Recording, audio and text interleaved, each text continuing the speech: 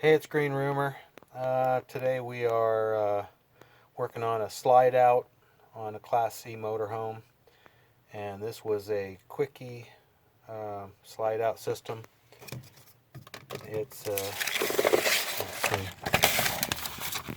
Digisync, Kwikee Digisync.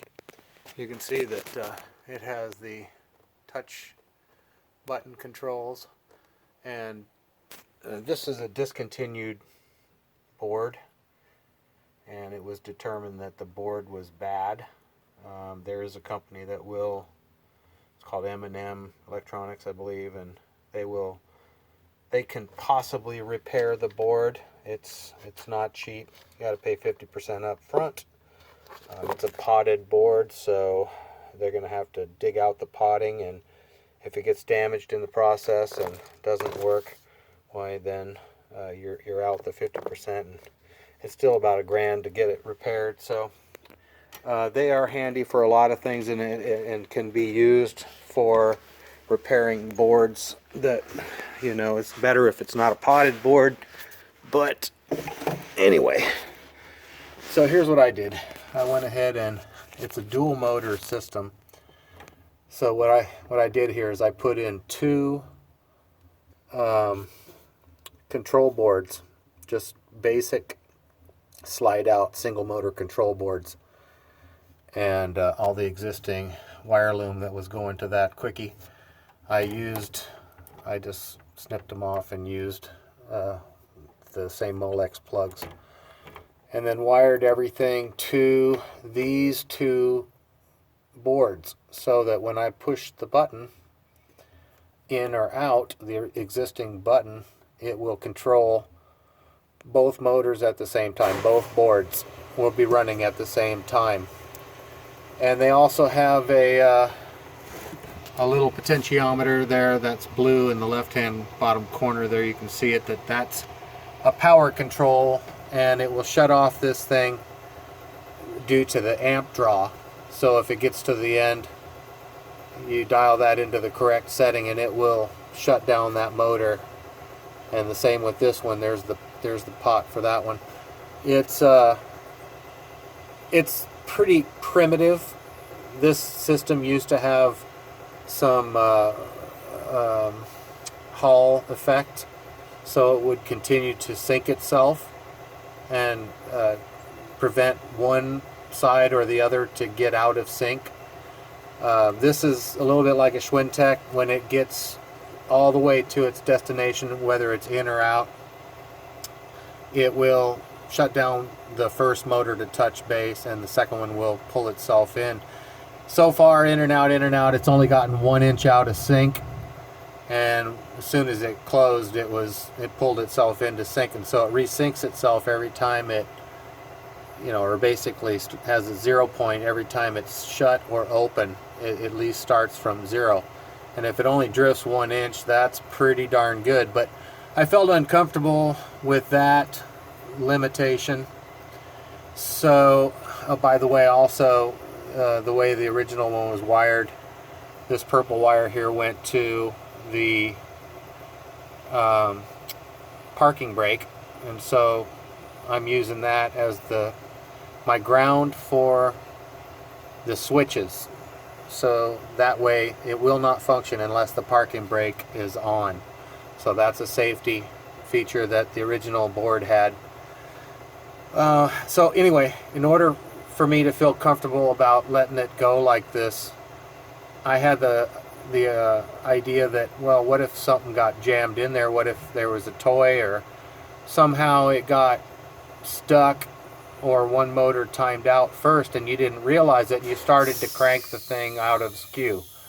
What do? I mean, then if you start to bring it back in, it's going to be out of skew the whole trip in, and it might even hit the side of the wall. So, and it's really not good for the motorhome to have an out of skew slide out. Anybody who's got a dual motor slide out or has experienced the out of skew slide out, it can get pretty hairy. So it's better if you have a way to correct that. And how I did that, back inside here, there's a 5-button or a 5-wire slide out switch just underneath the cabinet where this is at. I wired this in line with the incoming motor side. So basically I used 3 of the existing wires that ran up here. 2, one for in and one for out and one for ground. And then there's 3 more wires. I used those and wired those into the common wires that are, when this is sitting rockered still, there are 4 wires, 2 pairs of connected wires or makeup wires. They are it's like normally closed, 2 pairs of normally closed wires. So I joined the two of the 2 pairs, 2 wires, one from each pair, together for the in wire, and then the other 2 of the 2 normally open wires went to each motor of the inside of each controller downstairs there. So in other words, as I'm coming in with the button here, at any given time I can rocker this left or right and it will kill one of the 2 motors so that I can bring just one of the 2 motors back into sync. So if it gets too far out of skew for some reason, you know, you're not stuck with having to unwire it down below. You just have to rocker this switch left or right, and it will, depending on which direction you go, it will kill one motor or the other, or it just will open the circuit and prevent it from continuing to travel in. Now there's only enough wires to make that work on the in. There's not enough wires in this switch. You'd have to have a second switch for out to do out. And I don't think that's necessary. I think that we're fine with this thing never usually going out of skew except for maybe 1 inch on the in travel.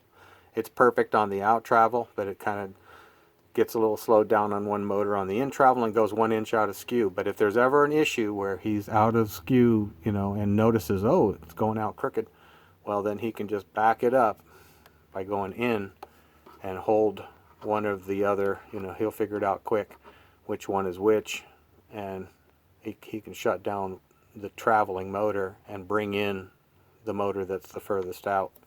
So I thought that was a good way to at least be able to calibrate yourself back to a square point, and you have to be somewhat you have to remember that that's there. So hopefully he doesn't have any issues with this. It's not the perfect system. The correct board would have been a better way to go, but for all intensive purposes, he now has access to making his slide run, and it works. There's out and there's in. Yeah, it comes in good. So yeah, anyway, interesting little project. Hope that helps somebody else figure something out.